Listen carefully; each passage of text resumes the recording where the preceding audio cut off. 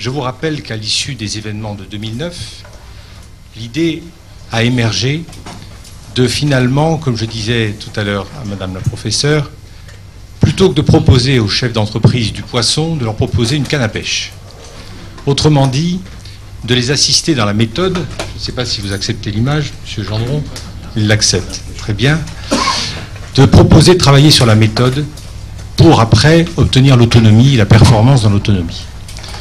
C'est donc dans ce cadre qu'à la demande du préfet de région de l'époque, le produit a été mis en place et très rapidement, j'en parle avec d'autant plus d'aise que nous n'étions pas élus à l'époque, mes prédécesseurs ont compris tout l'intérêt qu'il y avait pour les ressortissants et également pour la Chambre, bien entendu, d'obtenir, de demander la domiciliation de cet accompagnement des dirigeants d'entreprise auprès de la Chambre de commerce et d'industrie de la Martinique.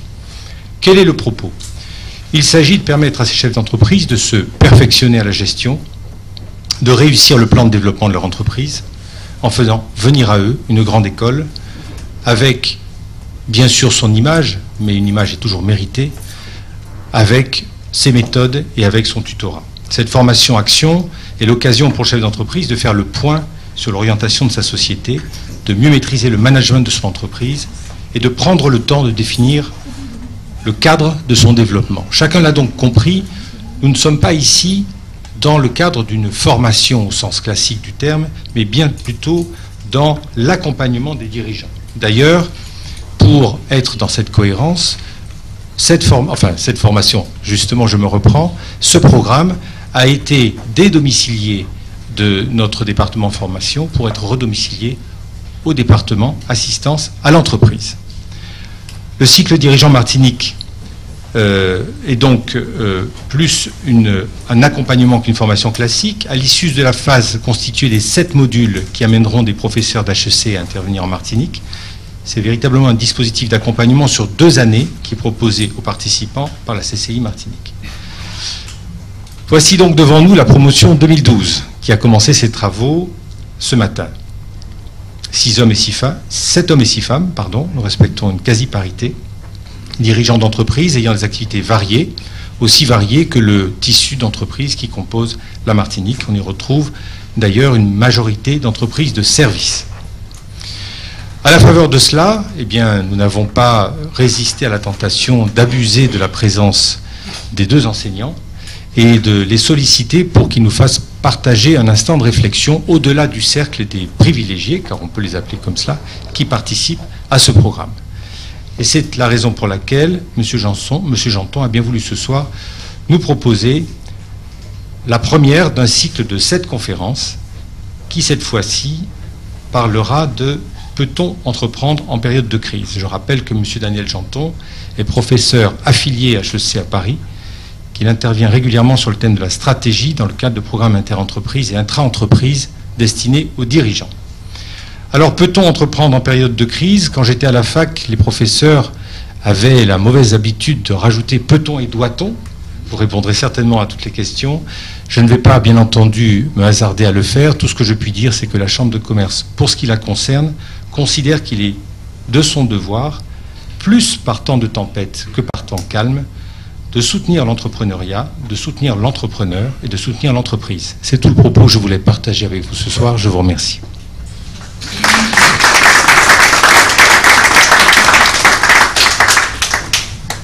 Merci, Président, de cette introduction qui retrace bien l'histoire de notre aventure ici en Martinique.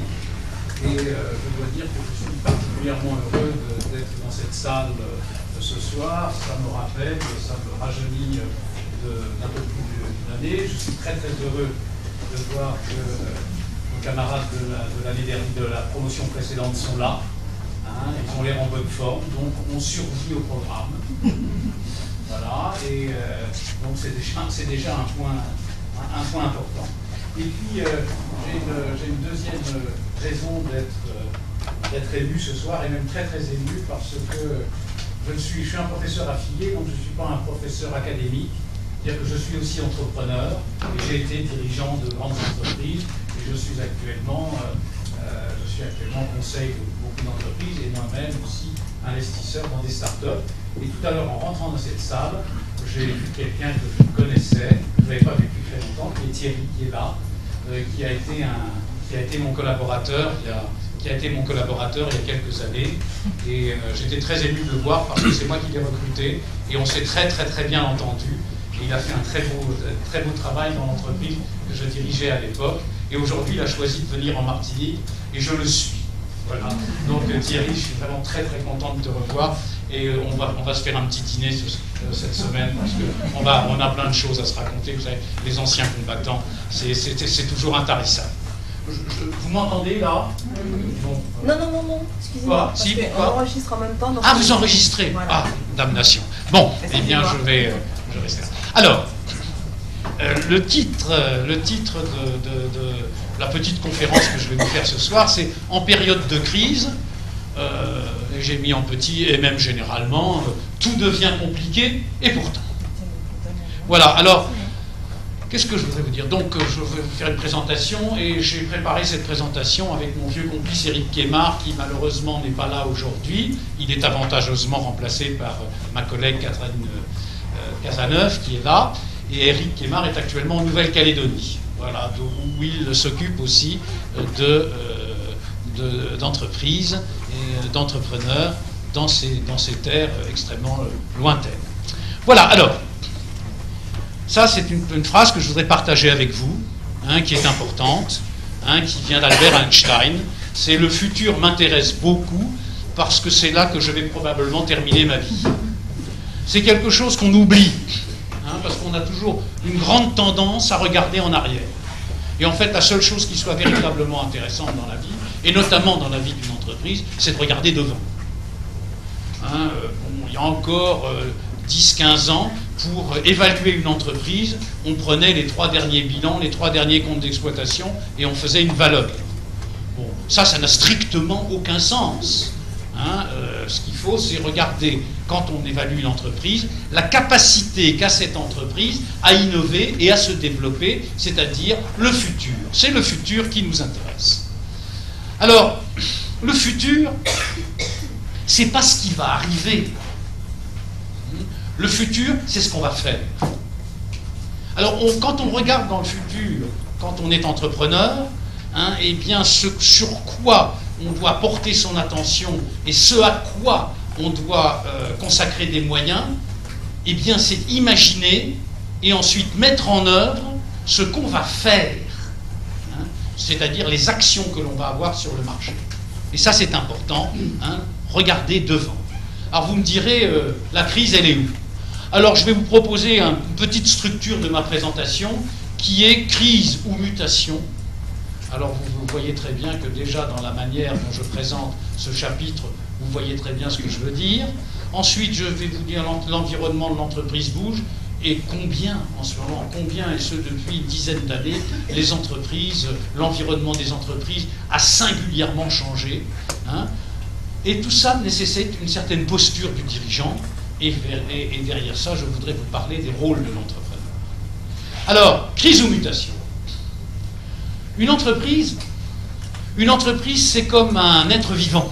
C'est un être vivant, une entreprise. Une entreprise, c'est un être vivant que je comparerais plutôt à un végétal. C'est un végétal qui vit et qui se développe, qui résiste tout le temps à des crises. Lorsque vous êtes un cocotier et que vous êtes en Martinique, vous n'arrêtez pas de survivre à des crises. Et peut-être un jour, une crise vous sera fatale quand vous serez étêté par un cyclone. Mais entre-temps, vous avez des tempêtes tropicales, vous avez de la sécheresse, vous avez des insectes qui vous attaquent, vous avez des maladies cryptogamiques qui vous attaquent aussi. Et à partir de ça, vous vous adaptez. Ce qui ne vous empêche pas de grandir.